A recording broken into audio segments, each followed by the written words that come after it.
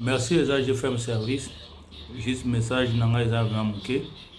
Il y a quoi ça va client sur base na bloko na bango na ba 41 vraiment. On a patience sinon sur base qui nango maso les gens nzela et comme le 18 mars, le temps na sala doit peut le 25 mars et vous allez gens na dépôt nanga. Alors merci pour la patience wana et puis les contre volonté nanga pour bakangi conteneur pour la contrôle.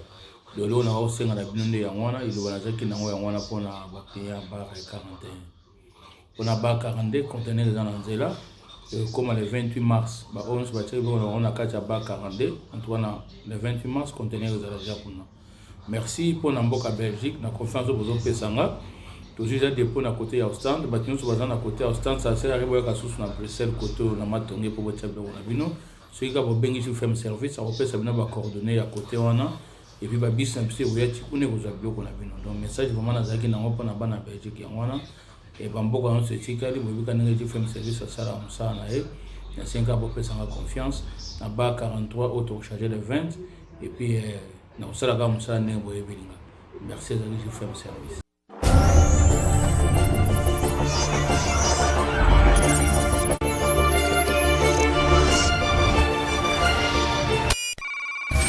Bonjour, honorable Eliezer, pasteur César, en Californie. Il est en tant que président à la tête du pays, mais jusqu'à ce temps, ces dollars sont pas. Bonjour mon frère, ils ont déconné à partir à France. Maman Marine à Londres, la zone bien pour la macambo ya école privée. Eliezer, macambo je la cabinet vraiment. Chef de l'État, est-ce que macambo aïe bien, toi zoé bayango ti. Au monito lever option à Koloba parce que au monito silence c'est amalambe. Dekeleze en tout cas na lembi. Dekeleze okouta Chine oyena biloko pokulongo longa kana checking wana dekeleze. Basi moko tozomona ndekeleze soki $100 eza na de carton na te biloko litumate. Bongo yango $100 wana eza ya copie basenga kabino ou bien kendaka na caisse ya l'état. Atanga Kabila tozalaki ko dénoncer comportement ya ba autorité. Mais natangwa Félix awa ba autorité baza bato liboso o bazo marcher en dehors ya loi. Bazo zo ba sans cynique, moto nyonso azotambola na gyrophare. To éviter nanya za na droit tambola na gyrophare, nanya woka kaka oui et baza bato liboso soki embouteillage eza bazwi sans cynique. Likamwa ba gyrophare na Kinshasa elekelinga. Mutu kanyonso monika batie minda wana ba pelisi bango wana sans cynique. En tout cas, on doit laisser passer ça. Ceux qui ont le biba keko kota na tout moi laboratoire na bangwa mike ya kolunga koloba Eliezer tomona qui est pas ceux qui ont donné ba preuve contre les Tambo et les gars na télévision loba Ngote bandeko nangai na bandeko oyangai tokutani ezandenge to mesana kokutana biso na bino lobi to betaki masolo te pambate tozalaki na ba terrain kotambola ezana likamwa cimetière ya Kasavubu bisika tokendaki oyo tokolobela nakendaki kokutana na ministre ya EPST Willy Bakonga pona makambu oyo bozalaki kotuna ngai eza ba makambu wana bandeko nanga pour chaque fois qu'il y a un problème faut kaka tokitaka tolobi et puis tokiti kokita pona nini pona koyeba qu'est-ce qui se passe en réalité na sima koyeba toye topesi bino rapport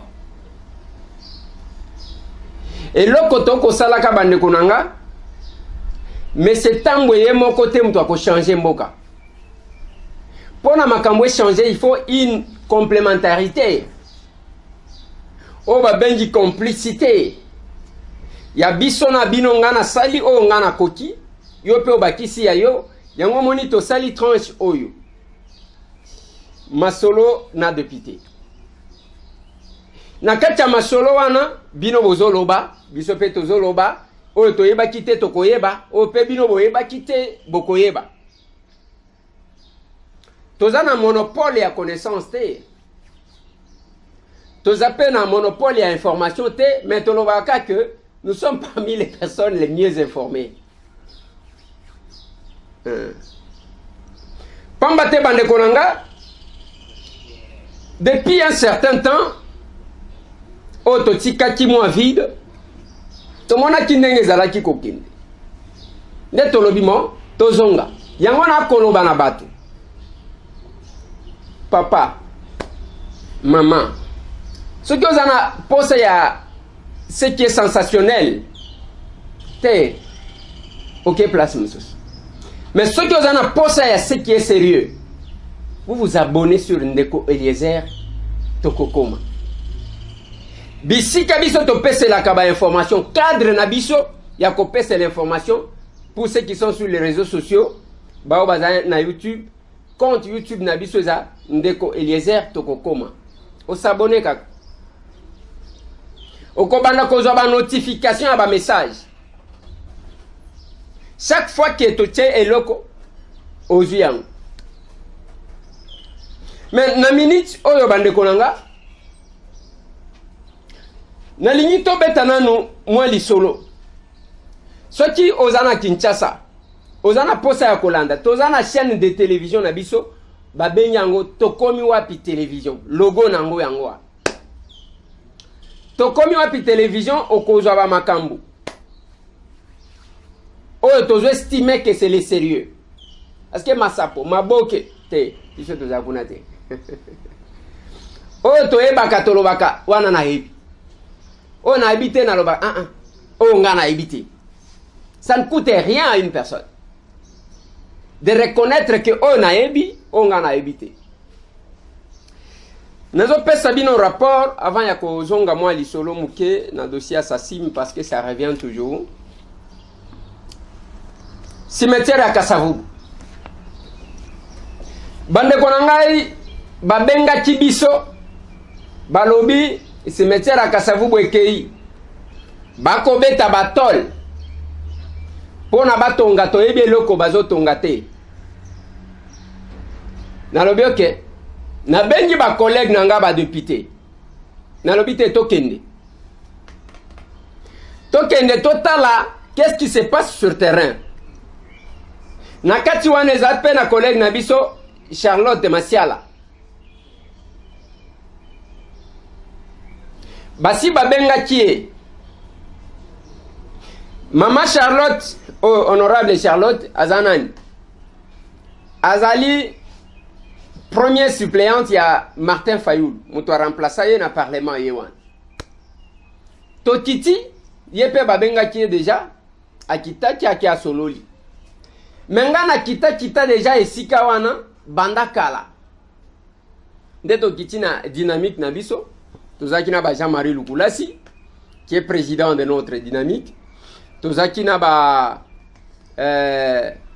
Junior Kalonji qui est le rapporteur ba Bernard Kayumba tozalaki na ba Didier Kabampele tozaki na ba Solange Masumbuko tozaki na ba nabosani mutu mususu tozaki na ba Daniel Safu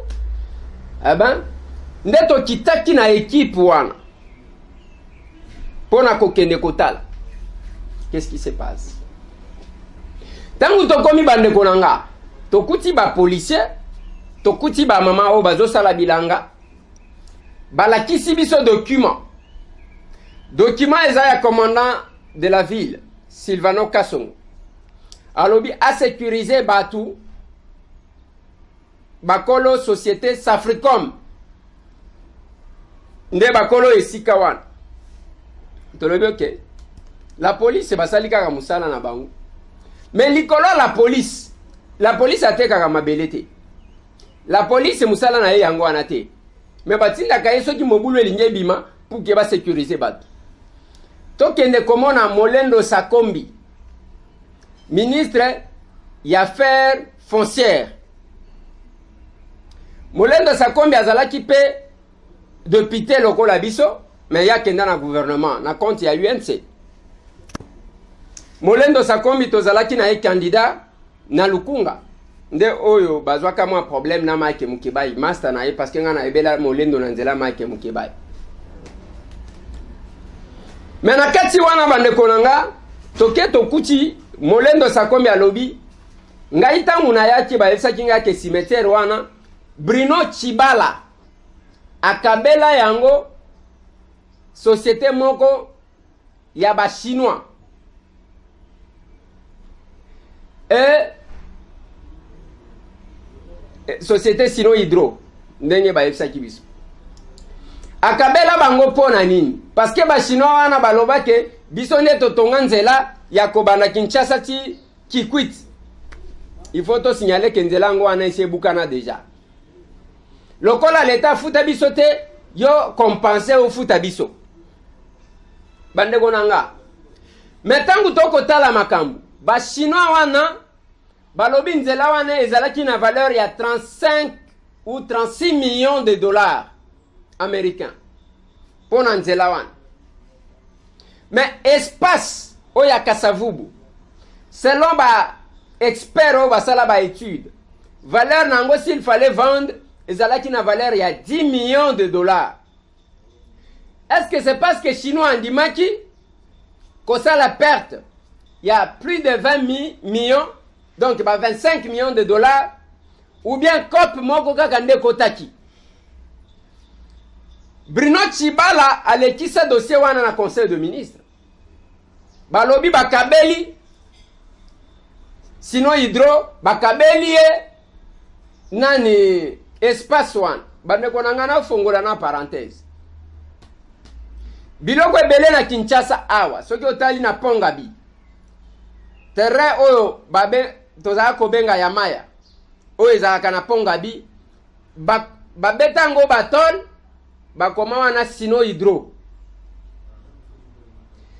na parenthèse nazo fongola pona koya kobeta lisolo ya fikine kei ngai tambwe te pardon fikine ezokeni nakanga parenthèse balekisa yango balobi bapesa ba chinois wana tangu sakombia ye akuti ba chinois wana bako réclamer akomeli premier ministre alobi soki esi eleka na conseil de ministre pesa bango tangu azokoma ke apesa bango décision euti na justice o Safricom mutu a gagné nde mokolo terrain wana donc mokolo cimetière donc bandeko boyeba ke batol wana bazobeta eza pona compte ya Safricom. Mais je vais expliquer. Safricom c'est quoi zanan. Bote na bande konanga tout bakola nanga à travers le monde. Bao ba sepela kanabiso na bao ba sepela kanabiso te. Eza démocratie mokili pe salema ndengo wana. Eza na mutu moko te ba sepela na yena mokili mobimba. Même Yesu mwana nzambe. Meto ndimaka peto sepela kana bao pe bandimaka biso te. Ezandengwan bote na bande ko tu bakola nanga na Kinkonja tozana o Katanga te olomani ngai tambwe bande ko ngai soki botali mibeko ya mboka nyoso à travers le monde cimetière ezalaka lokola bokoko eza bisika bakunda ba milimo ya bato ya mboka wana bato basala mibeko baloba ke soki cimetière ekotisi bambula ndenge balobaka 100 ans soki 50 ans pona mboka na biso esengeli basala ngo eloko moko d'utilité publique eloko moko ya l'état bakosa la mol moko ya makasi parce que milimo ya bato eza wana bakosa leloko moko boye oyo kaka leta ne mokolo nango parce que eza na bisika milimo ya bato mboka wana bakundama. C'est ça le principe. On cause jamais cimetière hotekela mutu un particulier ou un privé. L'État a mis que la kayemo kosoki alobi ke mikolo koki. L'État a mis zoeli a salé le komoko d'utilité publique. Et cause à la molle, et cause à la sotinini, et cause à la ekozala eloko moko boye ya bato bakutanaka wana. Mais oya biso nyonso ezotekama ezokende. Ndenge na koloba awa ezala ba conseiller ya chef de l'État parce que nazo robelaka évaluation. Ba conseiller ya chef de l'État o banoma par ordonnance présidentielle. Alobi tango bazo nomé yo conseiller za koloba ke yaka osunga kanga. Pongi Dodo basi batie bango ba pampers donc ba konimba. Omoni pampers ya mikolo donc basi ba bambi yango ba pampers yango ba bakisa na omoni batie d'abord couche et puis batie ba pampers.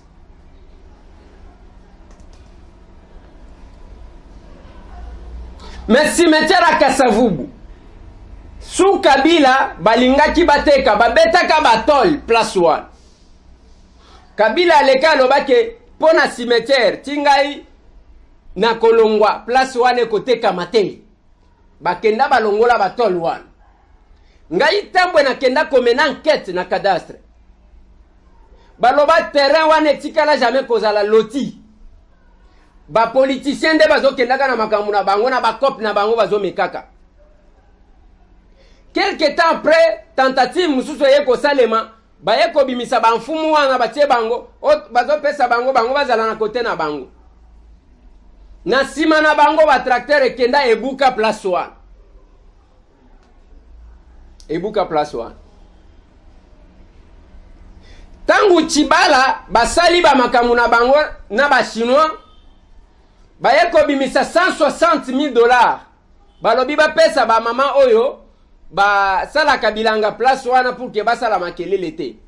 Mbongo ngo $160,000 ba pesa kango nani ba melango ndenge bazawa ba mama wana je crois bazwaka soki ba $100 biloko nengwana. Et si les $160,000 oyo ba pesa ka mbongo et pas sino hydro amela na embongo. Et si ka oyo bakokaki kosala ta eloko moko ya bien ata park moko ya bien lelo balobi eza ya Safricom nazo loba Safricom azanani bande konangai Safricom alobi asi azwaka eloko wana depuis 2006.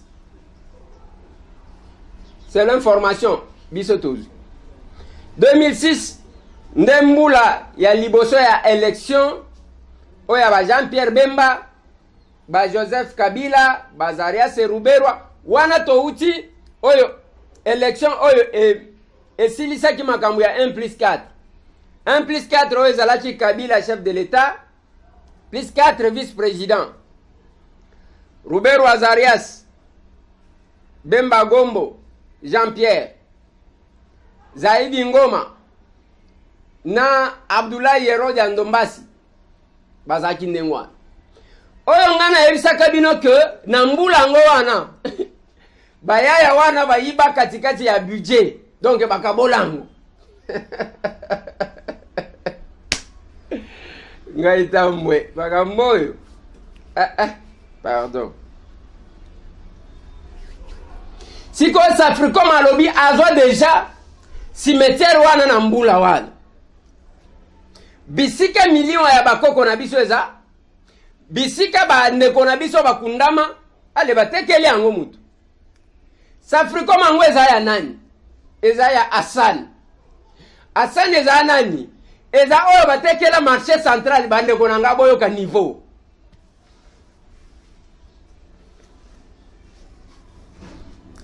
Hassan eza libanais oyo batekela marché central et boaka ba congolais libanda. Donc démarche ya Hassan eza pas seulement ya ko boaka ba o bazana bomo libanda ba boaka même milimo ya ba congolais libanda. Kombo nanga monsieur Tambwe. Na lingi boyo kanga bien. Monsieur Hassan oyo alobi yende mokolo société ya Safricom yende asomba marché central lelo ngobila za incapable ya kobuka bandaku wana eza na kati ya marché pour kazongisa bakongole bateka depuis biso tolekaki au moins akalmi eza wana parce que nayebisaki na gouverneur boy monsieur le gouverneur tant que l'état oyo atekelaki Hassan esika na azweli bakongole place te batungisa batu te nde akalmi bozomona na marché wana nakobeta tolo. Et l'opération a été suspendue parce que to senga cheza ndengwa. L'État a teki place ya bakongolais et pas un expatrié. Bakongolais bakomi koteka na babalabala. Pas seulement que babwaki bakongolais libanda na mboka na bango bateka na balabala parce que ezana mutu na lobi boye. Na ebi ke Hassan wana azana bato bele bazo soutenir ye. Na ebi ndengwa. Mais il faut to mituna bozo soutenir ye parce que il a raison. Bozo soutenir ye parce que bino bozali ko se retrouver. Bozo soutenir ye parce que population a commis ko foutisa. Moi j'étais au marché. J'ai causé avec l'administrateur. J'ai causé avec tout le monde. J'ai causé avec les gouverneurs. Mon Dieu. Hassan azo foutisa mpako. Donc, impôt. Hassan azo foutisa. Bande konangai. Lelo, tolongwe na marché babwaki batu libanda. Bozui bo pesi lisusu Hassan cimetière ya Kasavubu. Sous prétexte qu'il y a une décision ya justice. Oyo ba imposer exécution. Et puis, ils ont une décision finale. Non. Toko senga va corriger. Attention que Salemi. Nous devons voir la procédure qui a été suivie par Hassan pour la cause du cimetière. Bande Bonangai, ce qui pétition toko initié. Jamais toko ndi mama kamwanengo anata. Ah, toko mikoyoka. Que o bakotonga soki batongi après bazui cour de cassation batongi li pe yango immeuble kuna wana za ba aventure ya pamba wana za aventure ya kozwa que non voilà batongi na place à cimetière o l'état ko kaji kozwa bazwa ndambu ba pesa cour de cassation eza pono ko se protéger. Nous devons voir clair, ba Congolais, ngai tambwe na zoloba. Oye tikali ezapé ya bino. Ça me fait très mal parce que je me poumonne tous les jours à parler. Mokutani na mutu ndeko lezer tozoyo kayote. Tangu makambo sérieux zoleka, bino bozolanda maboke. Bozoluka nani alongoli bilamba lelo, boke ko landa kuna. Nani alongoli bilamba lobi, boke ko landa kuna. Nazoloba na batu boyi. Ozana posa ce qui est sérieux. Oye ko s'abonner na ndeko Eliezer toko koma pona bao bazolanda kabiso na internet. Bao bazana Kinshasa, tozana télévision babengi tokomi wapi télévision, ezana TNT. Na TNT deko tche tokomi wapi okolanda makambo chaque jour ezole kaka. Et en boucle. Et quand on se poumonne, bino ozakuna bozotala maboke, bozoluka banani balongoli bilamba, boke nekotala mitakala na bango. Et après boya koloba makamongwe sale makinde ngwana botele ndegweleze rozolo bate okoyoka nganenge nini yoza na mutu ailleurs mbote na bande ko tout o balanda ka makambo sérieux situation yango ara bande konanga terrain ya Kasavubu actuellement selon Mikanda na décision ya justice je crois ya cour de cassation balobi ezaya monsieur Hassan mokolo Safricom nda komi mokolo nango mais mibeko mboka na biso koloba nini cimetière bakopesa ngo nani bakotekela ba particulier ou bien za ndenge nini quelle est la procédure qui a été suivie pour kakomati kuna siko cour de cassation alingi batonga na kati wana eza pona asaleli biso mo a faveur ou bien eza nini qu'est-ce qui se passe ou bien za ba promesse moko azwaki pour ka obtenir jugement yango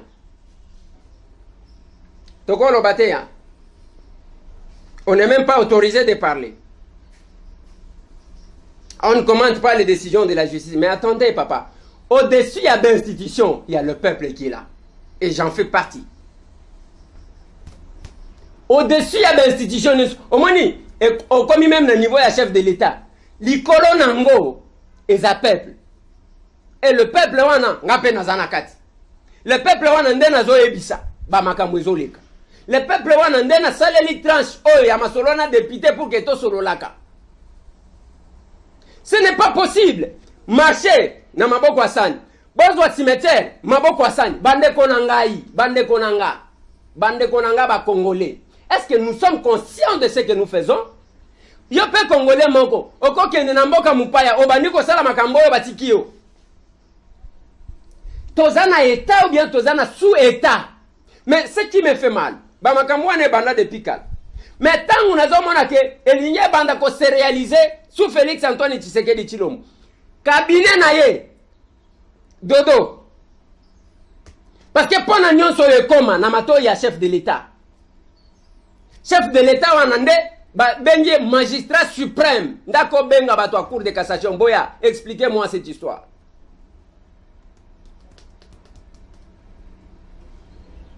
Yako benga alobi ke oyo te ko salemate. Mais kobenga ndenge nini? Bozo yebisa ye, banani bazo yebisa ye. C'est compliqué bande konangai. Cimetière ya Kasavubu. Yango anezo kendi.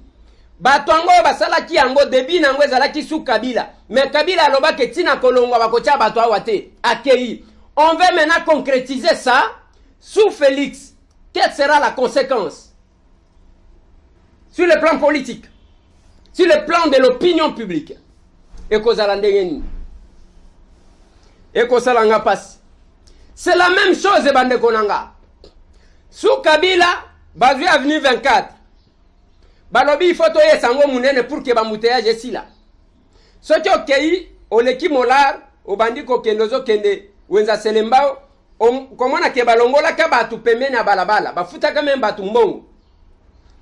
Bakolo ba mapangu ke ba s'écarter parce que ba ko agrandir balabala wa. Ndenge tozolo ba boye soki okeyo okuta bakangi batoli bazotonga ba station na espace wana, c'est-à-dire l'agrandissement n'aura plus lieu. Bande konanga tokoti kolobate to vanda kaka calme parce que tozo banga. Je parlerai. Oui, je parlerai. Je ferai ma part tant que je vivrai. Ngana muto abachote. Et quand j'aborde une question, boyebake nazaka même na quelques éléments.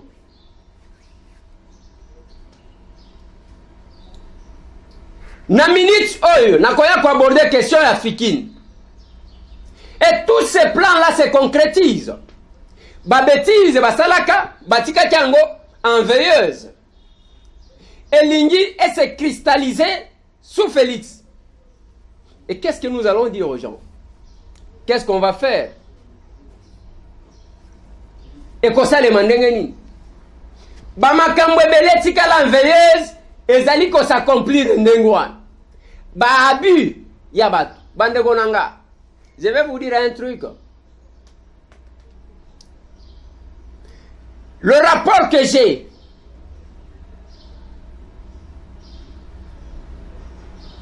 pendant 3 ans, les 3 dernières années avant que Kabila quitte, bah désaffecté biloko à l'État, au moins plus de 200 maisons à Kinshasa. Plus de 200. Quand désaffecté, longo à l'État bateki, et longo à l'État bateki, et longo à l'État. Nagombe ya pamba. Que 47 maisons. Le rapport que nous avons, sont moins 83 maisons.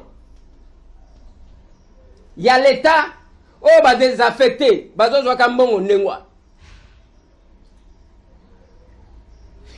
toi, na bangwawa. Bah misusu lelo bazaba député na biso. Nde bozo senga ngai tambwe na keko sangana na batuana. Attendez. Boko zelanga longtemps. Nous sommes devant ma situation en Nengewa. Oh, l'État, azozanga eloko moko. Lelo ndenge tokoloba awa naloba kina bino. Bâtiment lupangu ya lac ata soki ba privatiser. Ce n'est pas au nom de privatisation parce que privatisation yango mutu pesi ba occasion bateka bandako. Basali ba entreprise publique et comme ba entreprise privée. Tango ekomi banikanda ya mapangu nango elandi te. De baya ba komi kobeta basali ba frapper. Lupango ala kianzagonali ya poste. Batekeli ra bank. La police a causé la balabala. Ceux qui sont censés nous sécuriser. Ba kozala na ba condition moko bazala conteneur one eza climatisé te na moi na kozanga courant e ben ba ke ba vandi kuna police za kuna mtu ako respecter ndenge nini. Yango na lobaki même na ba parquet. Ba konome magistrat amemiki tina ye ndaku.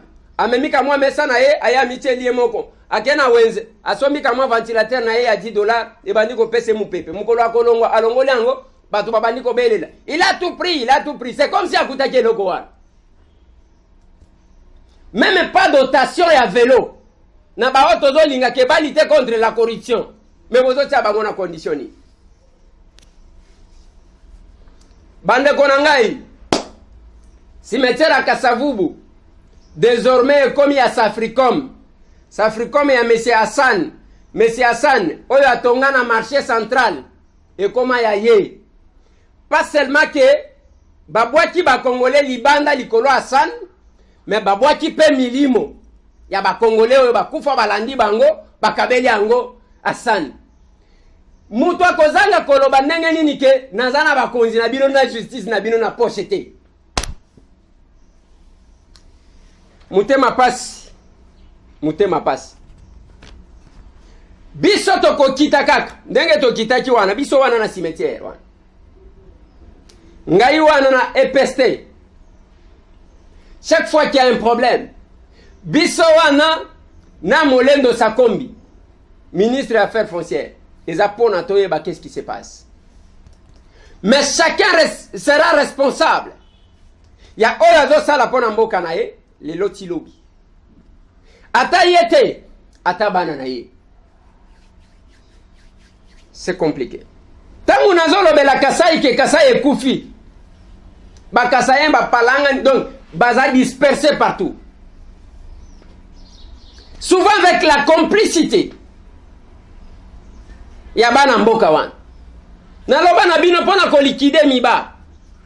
Bazwa kaka bana Kasai. Bango wana ba ils ont même organisé un concert na Mujimai na poste. Boya bota la ndenge nini tozo solde miba. Après lelo tozana dossier assassin. Na ba vérification to kotala. Même au maître Chidibi alobaki 50 oh tolobaki masku changa masku pocha. O balobaka na lingala litiete liliete. Maintenant moi 50 ans wana soki otali tous les services de sous-traitance ya ba chinois. Mbongo nyonso ekozonga ekokenda ka Chine. Service ya ba congolais mon côté za sous-traitant kuna. Justin Kalumba Mwanangongo. Autorité de régulation. Il y a sous-traitance dans le secteur privé. Niveau. C'est vraiment important et urgent, monsieur le ministre. Nyonso ya ba chinois ezokende. Bambongo tu ezobima, ezokenda ke pa ba chinois. Bande konanga. C'est compliqué. Mais tango kotala tango tolobi yango attention yo zo sala boy okosi ainsi de suite. Je m'inclinerai tango sasima koyelanga version contraire avec des preuves. Atinda tabatu na yeba ya ba expliquer na batu ya CEC eloko ngana ebi je connais quelques Congolais na kotangela bino bango bazana kopo wana nayeki kuna mutu moko alobi ndeko Eliezer oyebi te ke bato ya famille ya chef de l'état basi bakoti na kati nalobi tindelanga bakombo na kotanga bango awa nga na kotanga bango awa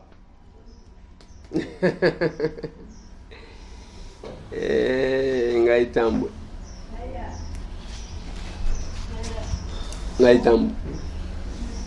ce n'est pas possible bandeko nanga système ya SACIM azosalaka ndenge nini pona koluka ya korécupérer mbongo ekendaka na Chine ekende kovanda bapasaka kaka bacommande biloko yango bapaselaka bacommande yaka te tango bazopase commande na société ya mutu moko aza travailleur ya SACIM kuna na boya apase kuna bapase commande mbongo wana batie yango parce que eza ya commande eke kuna na Chine biloko eyaka te ezongaka pete ba service à toute sous-traitance bango moko kaka bandeko na ngai toloba te. Et ce qui me fait mal c'est quand les Kassaïens ne prennent même pas conscience de ça.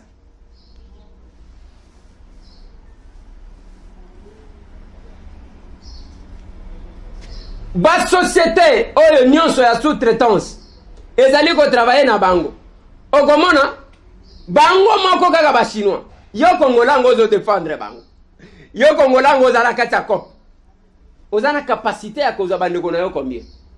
Si cette histoire là qu'est-ce que la loi dit ezoloba ke il faut kotala environnement ezandenge nini koluka ndenge nini ya kobongisa social ya peuple ya kwa bisika bozali ko exploiter to kita na caméra bota la condition de vie ya batu kuna bande kona ngai na ebite soki otali après vente liboso bazali koteka diamant ya SACIM na Dubai soit na Kinshasa lelo bakomi koteka ngo na Bruxelles ndenge tozoloba boye 4e vente na bango ndezo Salem. Maintenant kotala kuna 4e vente na bango na Bruxelles. Maintenant kotala partage yango l'état congolais azotika la kaka na 10% na partage soki otali ba rubrique 10% kaka. Basali cop na individu bokanga misu ale 40% ekei. Soki otali malamu ba oyo bazokanga misu wana bakozwa ka 2% ale bakena bango. Nakoya kopesa liste ya bato awa mukolo moko akolela. Na lobi boyi. Nakoya kopesa liste ya bato awa mukolo moko akolela. C'est compliqué bandeko nanga. Je suis obligé de revenir souvent, de vous parler souvent, de vous expliquer, de vous informer pour que vous ayez conscience ya makambo ekoleka. Soki bokolo bakema wana tali bisote bakende kuna bateka kambo kango bokabola. D'accord. Mais M. Tambwe aura parlé. C'est l'essentiel. Nalingi tozwa peut-être 2 appels seulement. Bonjour monsieur. Bonjour. Honorable s'il vous plaît. Oui papa. Une fois ko kanga mabe. Mais s'il vous plaît. Pardon. Na sengo bolimbisi. Parce que vous êtes honorable. Nous avons toujours de la population. Na entité na yo wana oibi. Mais toujours comme moi.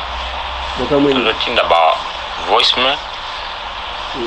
Soki totindi ba voicemail omoni ba numero ya ba mboka ya este kuna okaka na tokaka otanga yango te. C'est-à-dire que émission na yo eza kaka ya koloba to ya kotanga ba émission ya libanda ya mboka parce que inaza na voicemail on atinda depuis ezaki soki le 40e banda natindaki voicemail wana ezaki samedi otangaki yango te donc okaki yango te parce que monaki keza numéro ya est numéro ya est ebaraka wa te bien ozaka na ba correspondant na yo okoki koka ba numéro na yo donc oza na bato na yo koki koso na bango likambo ya mboka bato nyonso baza bato na yo toza na presque au moins 10 personnes bato ya este oyo toza bacorrespondant na yo tolingaki tobanda kotinda maloba basango ya mboka pai na yo mpo banda kolobela biso kuna mais depuis totinda bavoicemail wana otangaka yango donc c'est-à-dire que tokomi wapi eza kaka bato ya poto parce que un certain jour que c'était samedi nde toyokaki ozosola na bato ya poto tokaki na mutu moko te ezalaki kaka France, Paris, États-Unis. Si je me trompe pas, ceux qui bazaki bato combien, soit 3 ou 4 personnes, il y a Londres, na mibale Afrique du Sud to moko. Donc ba correspondant na ondo sola kana bango oyibike o benga ka bango na no po banda kusola na bango to ozalaka mutu journaliste ya mboka ya koyisa batu mobimba mboka parce que toujours comme na yo ki lisusu mutu mosusu abingi nga lobi banda toteneke basonga na biso wana ozo yo ka ba voice media ngote mais ça mabe parce que za journaliste ya mboka songolo te oza journaliste ya batu nyonso oza député ya batu nyonso kutu totikana no journalisme na yo bato baponaki yo po banda kolobela mboka ata soki baponaki yo la kisasa mais parmi ya bato na baponaki yo paza bato ya est paza bato ya Kasai paza bato ya Bandundu paza ya bato ya Congo tout ça mais il faut otala nano ndenge ya koki kobongisa place wana tika makambo ya bongo parce que za journaliste ya bato nyonso oza député ya bato nyonso ke merci d'être na banda ki kolobake s'il vous plaît pardon une fois soki omoni mabe odimbisa ngai mbe zala tala ndenge ya koki kobongisa place wana ok merci beaucoup merci beaucoup ndeko sikoyo omoni yo moko d'abord aux 3 minutes yoka secret ya émission na biso soki oza na posa ya kointervenir place oyo na félicitaka bandeko na ngai ya Afrique du Sud bango ndenge tolobi wana pas plus d'une minute okomona kaka 52 secondes 50 secondes 49 40 wana tozokende parce que bato baza ebele yo d'abord omoni na vie yo na patienter parce que ozali ko se plaindre d'abord numéro ya bato ya est e barakate tozo utiliser biso moko biso nyonso ba réseau moko okoyeba te ke oyo euti Bukama oyo euti Kamanyola oyo euti Kiwanja oyo euti Ruchuru ainsi de suite oyo euti Mbujimayi okoyeba te tozo zwaka nyonso l'essentiel les akoyeba système otindi voice na yo o respecter otindi yango ata 50 secondes par exemple okomona ekoleka naza na bamisusu awo voice ya 7 minutes ata yo moko c'est ça ndeko na ngai bokolimbisa soki peut-être eza ndenge wana mais ba voice tozozwaka eza mwa ebele qu'on ne sait pas prendre tout le monde mais quand même tozwaka progressivement tozwa ndeko mosusu. Alors bonjour papa Eliezer. Bonjour maman. Na bengi pona yebisa bino mutu ozolandela biso ba problème toza na mboka. Papa Eliezer. Oui. Tolembi. Toyebi te soki bozo comprendre bomona te. Toza na popo kabaka awa bazotonga station ya essence. Papa Eliezer na Mangai. Est-ce que so mona station ezala tout autour ya bandaku ya bato? Compliqué. Na Yolo, na Kapela. Station essence.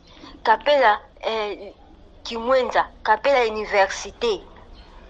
Ba station, Papa Eliezer. Bo kitano na terrain, bo tala non makambo oyo. Mongbongo komika ya ba station. Merci beaucoup maman. Dossier à station à Kinshasa et le Kitro. Je ne sais pas ceux qui font les études par rapport à ça. Pour koyebisa biso bazo salaka étude yango ezaya ndenge nini sur base de quoi nde bazozwa ka ba décision ya autoriser makambo wana.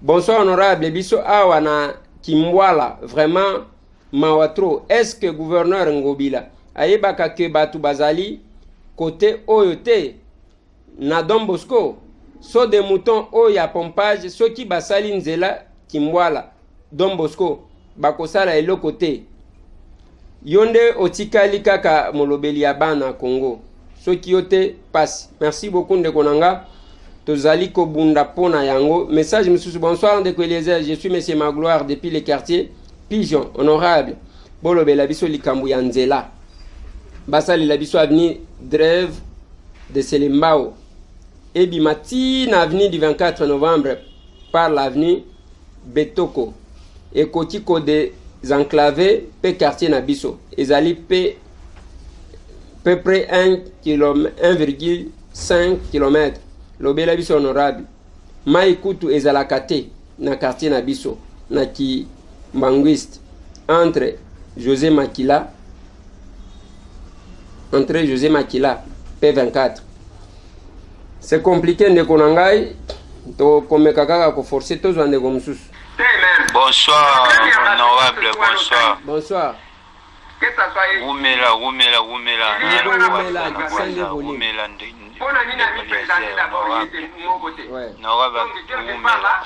Merci beaucoup. Merci beaucoup ndeko nanga yo pe umela. Bonsoir ndeko Eliezer, ndeko oyo azosala ba affirmation ke mokonzi ya Mampinga oyo awei ke ba soupçonné ye pona coup d'état. Mais ndeko nanga abosani ke azo accusé d'une manière indirecte mokonzi ya mboka ke ayebi liwaya général oyo akufi parce qu'il est soupçonné de faire un coup d'état.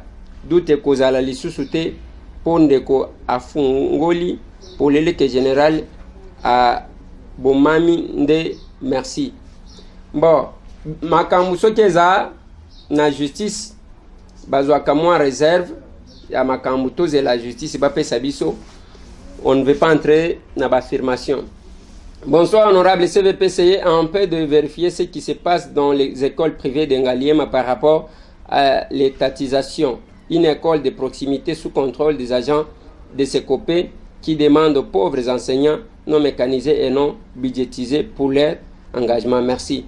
Et ça d'abord, lokuta batu bazo kosaka batu bazo tambola na barrêté ministériel ya lokuta ke balingi bazo ba école privée et comme à l'école publique. Cette démarche là, ils ont ça les matins. Nazaki na wili bakonga c'est parmi biloko na kenda ko tunaye. Alobi ayebi likamwana te, ce sont les aventuriers qui font ça. Ba escroc ndem to ba osala. Tozo ande ko mususu. Bonsoir ndeko Eliezer. Na bengi bino à partir ya Maluku. Oui papa. Naza koyeba te kini bopeto ifale kaka oti ya mwa eloko moko po etungisa population po yoko kakosa publicité ke kini bopeto ubi kini bopeto ezaka penza musala. Boya kotalela biso awa na Polino bandaka na entrée ya savonnerie tiokoma Polino mitukele kaka lisusu te babwaki mabele na ndenge na bango kapo bakase mutukele kaswe koma Polino te na bato bakenda weekend nzele za ite ya koleka bakoma ko devie na savonnerie soki bakomi bayeke kobima kuna nzela wana pe bebe bato asembosite bakoma kokenda kozwa mutuka kote ya koleka jetek ya solo kaka siki mbuku bakangango ka notage boy soki bolobi o balobi loko ndenge na bengi boy soki bayebinga siki bakomi kolandela ngai po baya kosanga mabe bolobela biso nano likambo boya kape maluku boya kotala makambo za koleka balobaki ke awa kulune zakate bungu yeza kosala ba action dali ba wapi. Merci beaucoup papa Toko Kita Maluku. Problème à sécurité ça nous préoccupe parce que Kinshasa a au moyen te tozo ande comme sous. Bonsoir mon akolo lopango. Bonsoir. Nalina tuna ndeko. Ezanga ndeko.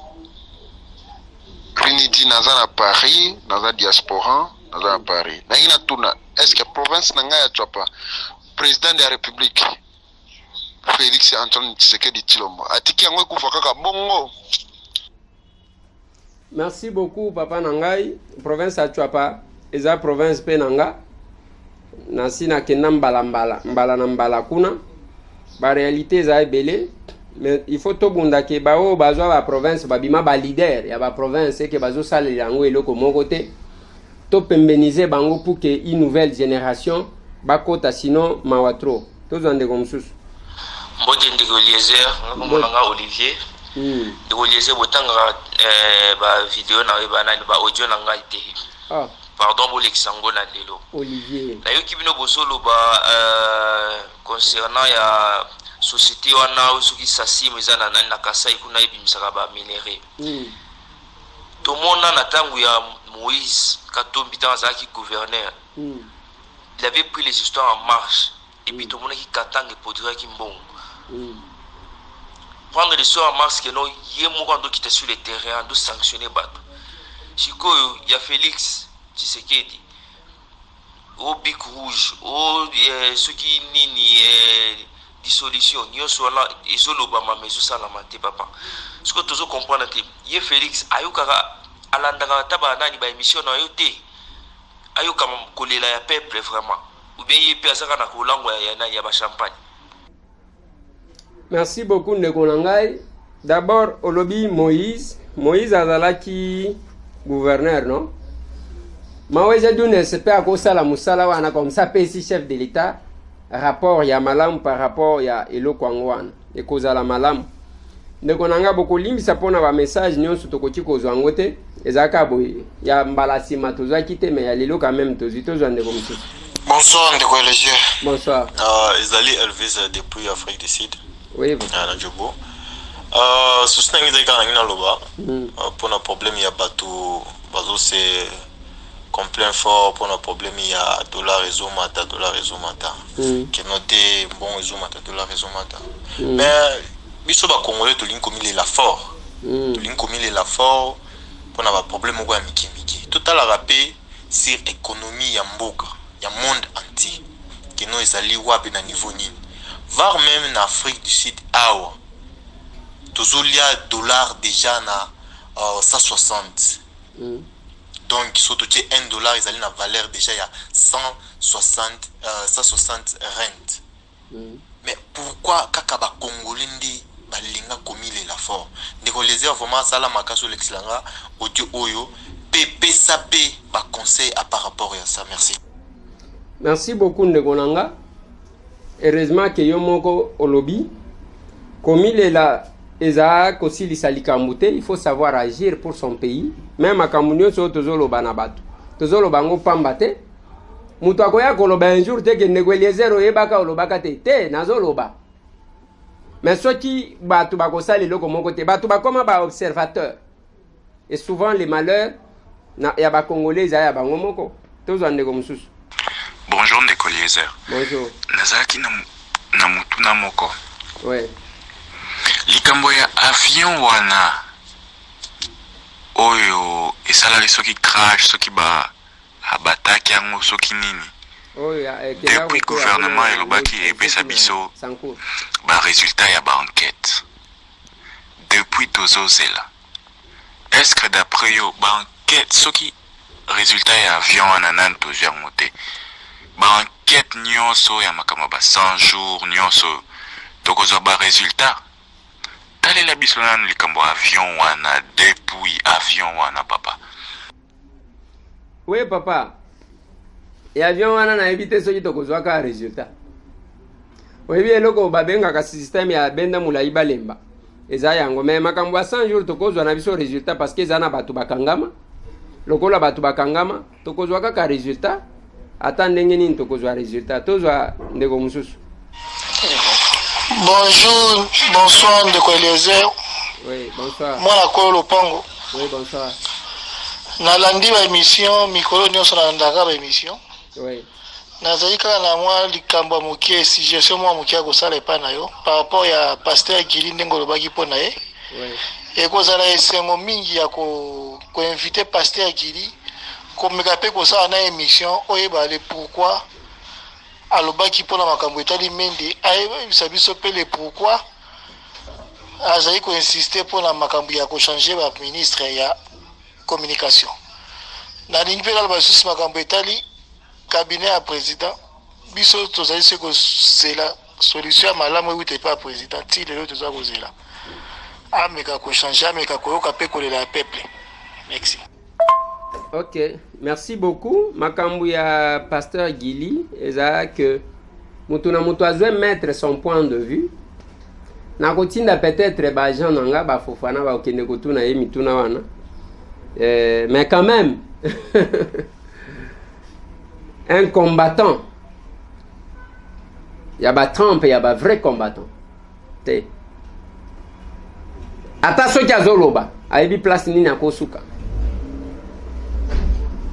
mutu nyonso na mboka oyo ayebi ke communication chef de l'état na présidence eza zéro kuna bayaya bazowelelaka bamomi te yambalo oyo ozwaki yambalo oyo nga mpe nazwa makambo bazosala yango wana ntango chef de l'état azosala sortie chaque jour soki asali descente eza na mbongo babimisaka ya presse nazoyebisa yo eloko moko dimanche oyo chef de l'état asali descente akendaki koinaugure eloko moko kote ya entrée ya camp luka kuna yo yebi makambo esalemi directeur moko parmi ba directeur yango banoma par ordonnance oyo bapesaki mbongo ya kogere presse akimi amoni kaka chef de l'état abandi kokosala bavisite alimwe akimi donc azotonga ndako na ye mutu moko azololi na ye te tikanga nasilisa nanu ndako nanga yango ozomona ça nous fait mal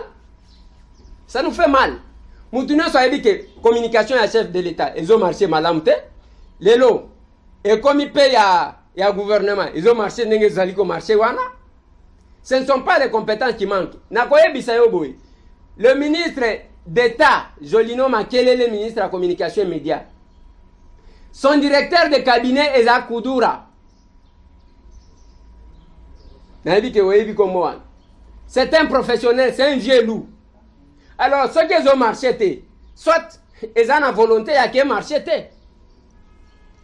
Mais ce n'est pas pour autant que Okoyoka, Moutobandi Kolela Kaka Sikoyo, Oleli Kemba, Menda Zonga, en disant que Menda Zonga, Mende c'est parmi les piliers, il y a Kabila. En d'autres termes, Zakolobake, non, Kabila Zonga. Au Monige Salemaki na campus. Batu bazo sala, bana kampa bazo la Kabila Zonga. Yo kanise za bana kampa nde bazaki kolela.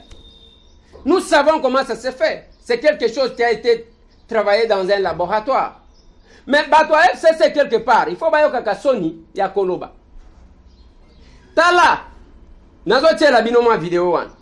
Mais je crois que la deuxième gratitude, nous allons l'adresser à une seule personne. À une personne d'abord.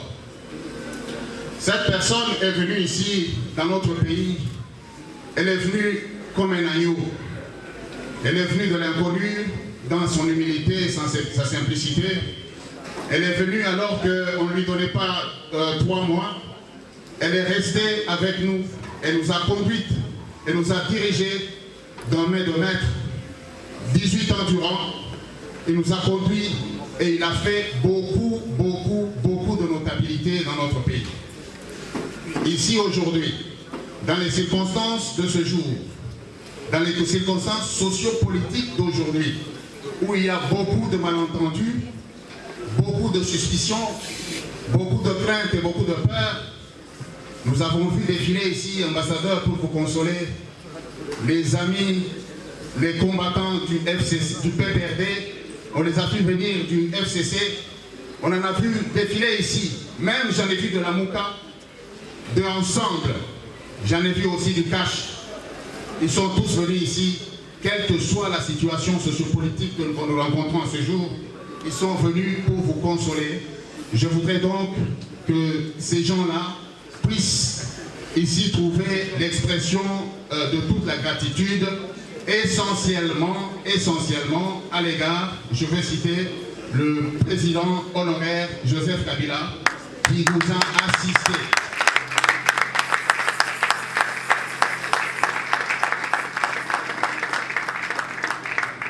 Qui a assisté l'ambassadeur.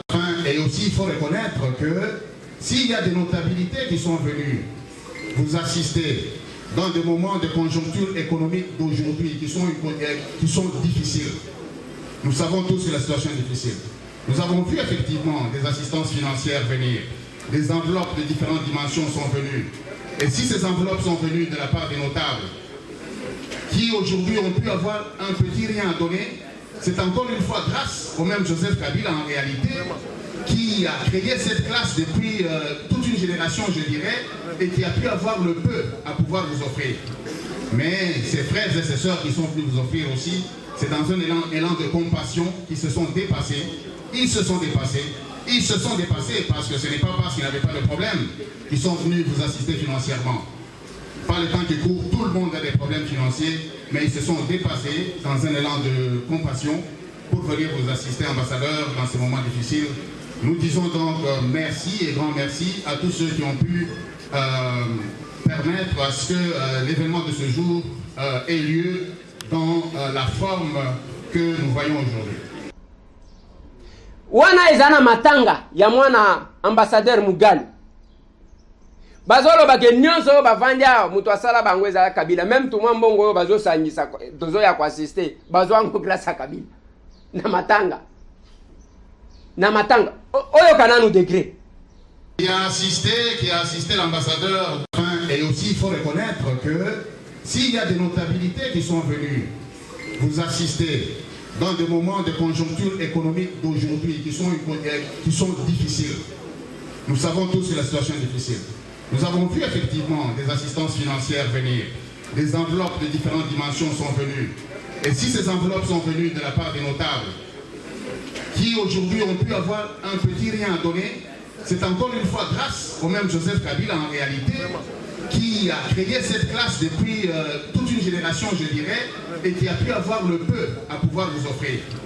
Mais ces frères et ces sœurs qui sont venus vous offrir aussi, c'est dans un élan de compassion qu'ils se sont dépassés. Ils se sont dépassés. Ils se sont dépassés parce que ce n'est pas parce qu'ils n'avaient pas de problème qu'ils sont venus vous assister financièrement. Ngate na lobby Yangoa. Qui a assisté l'ambassadeur. Et aussi il faut reconnaître que s'il y a des notabilités qui sont venues vous assister dans des moments de conjoncture économique d'aujourd'hui qui sont difficiles, nous savons tous que la situation est difficile. Nous avons vu effectivement des assistances financières venir, des enveloppes de différentes dimensions sont venues. Et si ces enveloppes sont venues de la part des notables, qui aujourd'hui ont pu avoir un petit rien à donner, c'est encore une fois grâce au même Joseph Kabila en réalité, qui a créé cette classe depuis toute une génération, je dirais, et qui a pu avoir le peu à pouvoir vous offrir. Mais ces frères et ces sœurs qui sont venus vous offrir aussi, c'est dans un élan de compassion qu'ils se sont dépassés. Ils se sont dépassés. Ils se sont dépassés parce que ce n'est pas parce qu'ils n'avaient pas de problème qu'ils sont venus vous assister financièrement. Mutuana kosa la modération na matanga. Aza directeur de cabinet ya ambassadeur Mugalu. Omoni nenga zo minimiser zo humilier bango na matanga. Kuna babenda ka bango na singa ndengwa. Mais lelo soki bolobi ke menda zonga ata yo moko. Kana habité on est allié. Bonjour Ndeko Eliezer, je voulais que tu m'éclaires au sujet des visas directs au pays pour les ressortissants congolais mais nés en France avec les parents congolais. Doivent avoir aussi les visas à l'aéroport d'Enjili ou pas. Donc moi na botami awa France, azali français des parents congolais. Azana a droit au même titre que Babo Tinae parce que aza congolais d'origine mais na nationalité française. Aye a un aéroport ba couper ses visas, ce qui va compliquer abenga ngai na kobenga deuxième. C'est la même chose na Sangoyo Boyoki que aux États-Unis balobi visa ofele zate. Sauf que compte tenu ya évolution ya relation diplomatique entre les États-Unis na Congo. Nde basali mutunyo so akenda ke États-Unis ayebi. Tokenda kana ambassade na banque au fouti d'abord $160 pona kozwa ba rendez-vous ko remplir formulaire soki ozui soki ba pesi yo visa ba kosenga yo à partir de 3 mois okofuta $250 mais mbongo wana ya 250 bazaki kofutisa biso nde ba supprimer etikali kaka mbongo ya 160 oyo ya banque. Donc oyo ya 250 tozaki kofuta soki ba pesi visa wana nde ba supprimer compte tenu ya évolution diplomatique. Parce qu'actuellement, les États-Unis na RDC, basant en relation diplomatique, il y a Malam, il y a Hammer, l'ambassadeur américain, alandi akeko tika première dame na Kasai, talanenga zobina. Akeko bina mutwashi, akanyina photo alati liputa na première dame, pe azobina. nyonso tu wana ce n'est pas que azazoba mundela azalaka ndenge wana soki aza na eloko azoluka akumisaka yango. C'est là que je vous ai dit l'autre fois que aujourd'hui l'enjeu en Afrique centrale c'est Félix. Ba américain lokola bazana na posa à Congo bazana na posa à Félix yango moni bazande ngwana. Ils ont supprimé ça donc ils a ndengwana. Nalingi tosu qui ça s'il vous plaît beaucoup limbi ça parce que on n'a pas toujours tout le temps tozo andegomoko. Bonsoir Ndeko Eliezer. Bonsoir papa. Le troisième message nanga ceux qui peut ozomonaka ba message nanga te. Troisième déjà. Ils yango na mona. Ngina lo baboya. Olobini. Mais président Félix mais ndenge nini asalela ki garant de la nation na na nini toloba il faut asala moi qui dictateur na bataba FCC wana po ceux qui te et aussi mbater pour tala ndenge ba respecter en tout cas yango kana ngana loba. Merci beaucoup Ndeko Robert. Je pense c'est ça comme on a en Italie.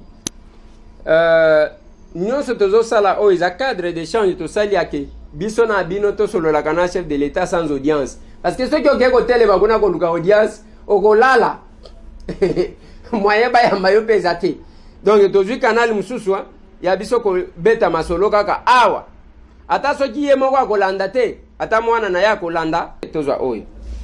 Oui mote Eliezer ya message na biso ozotanga te bato ozotanga ba message ya bato moko tozoloba Félix a na pouvoir mpasi za na mboka tozwa raison te bazokanga ba calme de Eliezer yende aza kokoka te tozoloba Victor ayibi mbongo bayibi na Félix il faut koyeba yango le qui c'est un message au peuple zo souffrir makasi pour na Félix du Soussou vraiment na nenga bien atikane pouvoir le qui c'est un message tout le monde a yosa démocrate. Merci depuis Canada. Depuis Canada mais message d'ailleurs l'équipe problème est à cause de la démocrate ou cause de la ils appellent ba message à tout mon côté soit qui message est respecté ba moi seconde wana to koleki sango kaka et cadre o tozali ko sala eza cadre ake biso na bino to sololi na chef de l'état sans audience.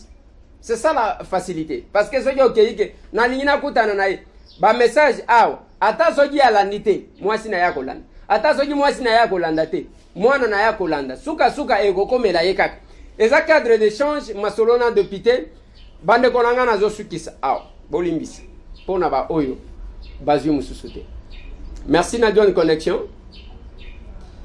Merci na Lekinanga Caleb oyo aza actuellement na Dubaï. Merci na JFM Service biloko toujours ya komema. Merci na bino tout ndeko nanga Kadima. Richard Mpang ozana Milouze na bandeko nanga Jeff bino tout kuna nenge bozali. Mais loko na koloba na sali tranche oyo pour que to pesa na kaba information. Na sali tranche oya ke onga na ebi na pesi bino o pe bino bo ebi bo pesinga échange na député masolo na député cimetière à Kasavubu et comme ya Hassan Mokolo Safricom bande konangai marché central eza ya Hassan Mokolo Safricom bande konanga bomona ngo wapi ata ba décision judiciaire ango au-dessus ya ba pouvoir nyonso to yebi pouvoir exécutif législatif judiciaire ezana mokonzi moko babengi peuple boko tia peuple wapi peuple wana azali ko se débrouiller azana le côté na marché azali ko se débrouiller bozi botekeli mupaya abengani bango milimo ya bande konabiso bokabeli yango mupaya qu'est-ce qui va encore rester pour le Congo. Na kozonga pona dossier ya Fikin je réunis les éléments tokuta na bande konanga to sololaka. Merci tomonani plus 243 998 311 332 message WhatsApp audio kaka utindi 50 secondes, 45 secondes, 40 secondes, au moment que yayo kozwa moins chance. Ya koleka. Merci. Tout le monde.